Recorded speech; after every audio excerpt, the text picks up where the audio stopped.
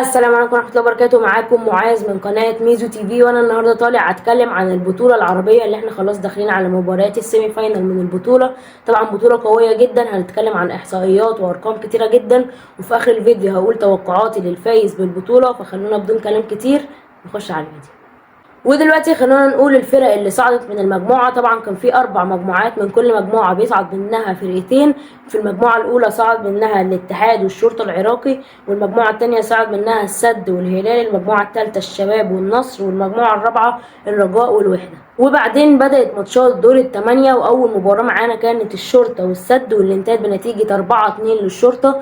وطبعا يعني الشرطة العراقي عامل مباريات قوية جدا من دور المجموعات، وقدر ان هو يصعد كتاني مجموعة ولعب ضد السد، لان هو كان اول مجموعة وقدر ان هو يفوز بنتيجة كبيرة زي نتيجة 4-2. فمش هتكون مفاجأة خالص لو الشرطة قدر ان هو يفوز بالبطولة. اما بالنسبة لتاني مباراة معانا فهي مباراة النصر والرجاء، واللي انتهت بنتيجة 3-1 للنصر. والمباراة اللي بعدها كانت مباراة الهلال والاتحاد، اقوى مباراة في دور الثمانية، وقدر الهلال ان هو يحسمها بالفوز بنتيجة 3-1. واخر مباراة هي مباراة الشباب والوحدة الاماراتي، واللي انتهت بنتيجة 0-0، ولكن قدر الشباب ان هو يحسم المباراة بضربات الجزاء بنتيجة 5-4. وبكده يكون الفرق دي هي اللي صعدت لنص النهائي. والمباريات اللي معانا طبعا مباراتين بس، مباراة الهلال والشباب، والمباراة التانية هي النصر والشرطة العراقي. 3 فرق من السعودية وفرقة واحدة بس من العراق، مفيش أي فرقة من أفريقيا. أصلا من دور المجموعات مفيش غير فرقة بس هي من أفريقيا اللي صعدت، وهي الرجاء. وبعدين خسرت من النصر بنتيجة 3-1، فأكيد دي حاجة سيئة جدا. فخلونا بعد ما قلنا المطوشة والنتائج وكل حاجة نتكلم بقى عن إحصائيات البطولة. وخلونا نبدأ بهدافين البطولة لحد دلوقتي، وهم 2 وجايبين نفس عدد الأهداف، وهم كريستيانو رونالدو في المركز الأول وبنزيما في المركز الثاني. الاثنين مسجلين 3 أهداف، ولكن كريستيانو لسه عنده مباراة الشرطة العراقي، لو قدر ان هو يفوز لسه هيوصل للنهائي. فأظن ان كريستيانو لو قدر ان هو يسجل هدف هيقدر ان هو ياخد هداف البطولة. أما بالنسبة للأكتر لعيبة عملت أسيست أو عملت صناعة للأهداف، في لعيبة كتيرة جدا وكلهم عاملين أسيستين بس. في المركز الأول تاليسكا من النصر عامل اسيستين، والمركز الثاني روبن نيفيز من الهلال وبرده عامل اسيستين، وبغداد بنجاح وكورنادو من الاتحاد وسعود عبد الحميد من الهلال، كل دول عاملين اسيستين بس. فبرده لسه تاليسكا عنده فرصه، وروبن نيفيز عنده فرصه، وسعود عبد الحميد برده عنده فرصه. النصر والهلال هم اللي مكتسحين القايمه بالنسبه للاسيستات. اي لعيب في الهلال او اي لعيب في النصر من اللي عاملين اسيستين هيقدر ان هو يعمل اسيست كمان، هيتصدر القايمه.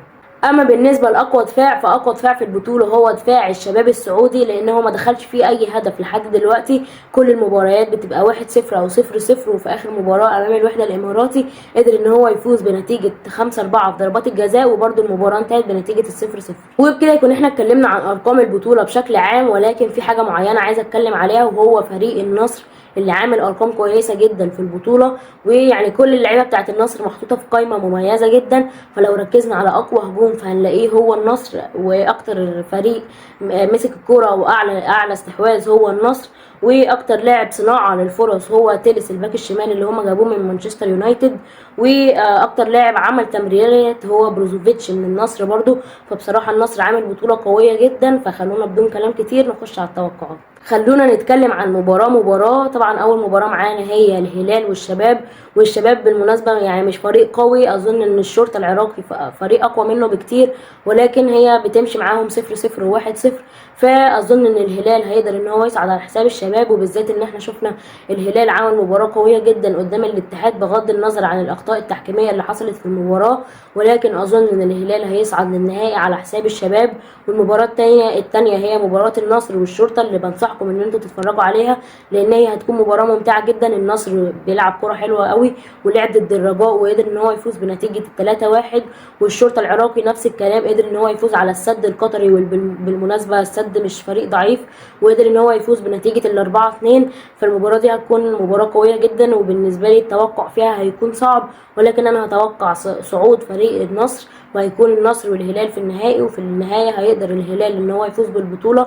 هي دي توقعاتي، ويا ريت انتوا كمان تكتبوا لي توقعاتكم في الكومنتات. وبكده يكون انتهى الفيديو. يا ريت لو عجبك الفيديو ما تنساش تعمل اللايك والفولو، واقابلكم الفيديو الجاي. سلام.